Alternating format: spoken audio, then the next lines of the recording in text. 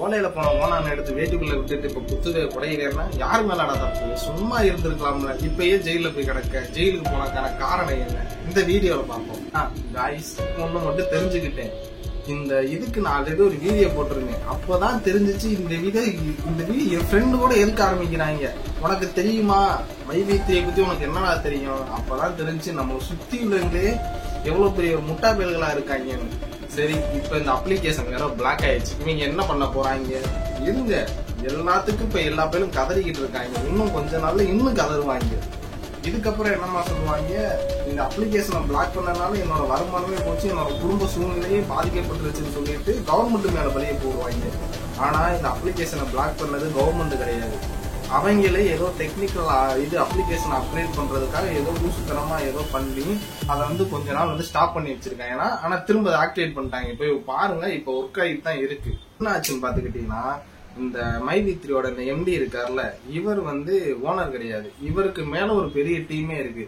இவர் சும்மா நல்லா பேசுவார் போல. அதனால ஆளை களத்துல இறக்கி விட்டுட்டு நீ போய் ஏதாவது ப்ரொடெஸ்ட் பண்ணு அப்படின்றதுக்காக இவர் ஆளை காமிச்சு கூட்டிட்டு போய், எனக்கு தெரிஞ்சு இவர் டிடிஎஃப் வீடியோ நிறைய பார்த்திருப்பான்னு நினைக்கிறேன். ஏன்னா டிடிஎஃப் மட்டும்தான் இந்த மாதிரி ஆளுகளை கூட்டிட்டு படைபலத்தை காமிச்சு, டிடிஎஃப் மட்டும் இல்ல, இப்போ நிறைய அரசியல்வாதிகளே அந்த மாதிரிதான் பண்ணிட்டு இருக்காங்க.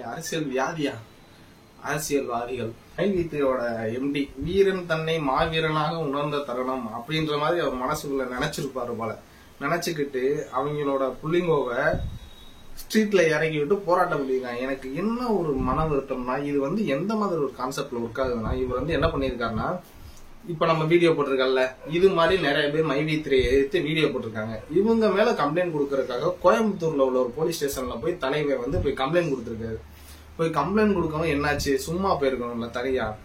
கூட ஒரு 170 பேரை கூட்டு போயிருக்காரு. கூட்டு போயிட்டு போலீஸ்காரங்க என்ன பண்ணிட்டாங்க, நீ பப்ளிக் நியூசன்ஸா பண்ற, நீ வா முதல்ல அப்படின்னு சொல்லிட்டு அவங்க 70 அரெஸ்ட் பண்ணி கல்யாண மண்டபத்துல தூக்கி போட்டு அப்புறம் கொஞ்ச நாள் இருக்க வச்சு அனுப்பி விட்டாங்க. இப்ப தலைவன் 15 நாள் ஜெயிலு அவங்க கஸ்டடியில தான் இருக்கணும். எனக்கு 15 நாள்ல என்னன்னா, இப்ப இவர் அந்த அப்ளிகேஷன் யூஸ் பண்ணதுக்காக மக்களை ஏமாத்தினதுக்காக அரெஸ்ட் பண்ணல, பப்ளிக் நியூசன்ஸ் பண்ணதுக்காக அரெஸ்ட் பண்ணிருக்காங்க.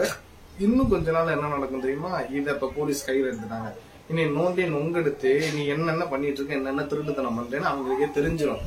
அதை வச்சு குத்துவாங்க. கண்டிப்பா 100க்கு 100% ஒரு அப்ளிகேஷன்ல அந்த அட்வர்டைஸ்மெண்ட் பாக்குறதுனால அவங்களுக்கு வருமானம்ன்றதே கிடையாது.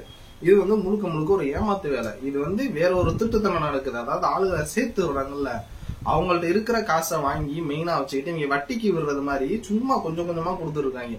நீங்க அதாவது இப்ப நீங்க ஒரு 1000 ரூபாய் போட்டுட்டீங்கன்னா, அதுல நீங்க 1500 ரூபாய் எடுத்துட்டீங்கன்னா எடுத்துக்க மாட்டீங்க. அதுக்கு ரொம்ப நாள் ஆகும். அதுக்குள்ள இங்கிட்டு ஒரு பல இப்ப என்னன்னா, இந்த விஷயம் பேச ஆரம்பிச்சதுல இருந்து நம்மளும் தான் போட்டு பார்ப்போம் சொல்லிட்டு பல லட்சம் பேர் போட ஆரம்பிச்சிட்டாங்க.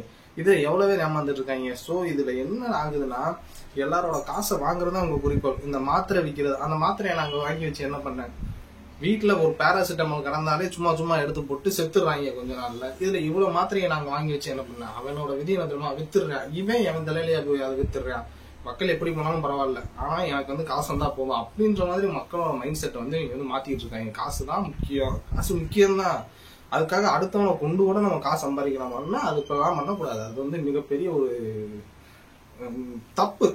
சோ உங்க வீட்டுல இந்த மாதிரி இவர் அரெஸ்ட் பண்ணதுக்கு திரும்ப ப்ரோட்டஸ்ட் பண்ண போறேன், அப்ளிகேஷனை திரும்ப அன்பிளாக் பண்ணுங்க, அன்பிளாக் பண்ணிட்டாங்க, இந்த மாதிரிலாம் இவனுக்காக ப்ரோட்டஸ்ட் பண்ணா மண்டையில தட்டி உட்கார வைங்க. படிக்காதவங்களும் நிறைய பேர்த்த ஏமாத்திட்டாங்க. Sorry guys. இதுல என்ன ஒரு கொடுமையான விஷயம்னா, படிச்ச எல்லாருமே ஏமாந்துட்டு இருக்காங்க. காலேஜ் டிகிரி முடிச்சுட்டு நல்ல பேசிக் சென்ஸாவது இருக்கும்ல, அது கூட இல்லாம இதுல போய் சம்பாதிக்கிற காசப்பெல்லாம் கொடுத்து ஏமாந்துட்டு இருக்காங்க. தயவு செஞ்சு சொல்றேன், நம்பாதீங்க. போன வீடியோல சொன்ன மாதிரியே தான், நம்பாதீங்க. இது ஒரு நல்ல அப்ளிகேஷனா இருந்தா இவ்வளவு பெரிய பிரச்சனையே ஃபர்ஸ்ட் வந்திருக்காது. போலீஸ்காரங்களும் இதுக்கு எதிராக செயல்பட்டு இருக்க மாட்டாங்க. இது முழுக்க ஒரு ஏமாத்து வேலை.